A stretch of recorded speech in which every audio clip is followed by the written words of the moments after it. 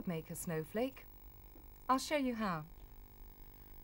You need a square piece of paper that's the same size on all the edges, and then it's folded in half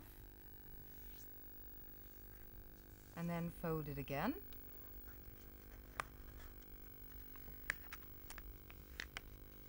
and then folded into a triangle shape. There. And then zigzags cut out on all three sides. I've nearly finished one here. Can you see? I'll just finish off cutting the edges.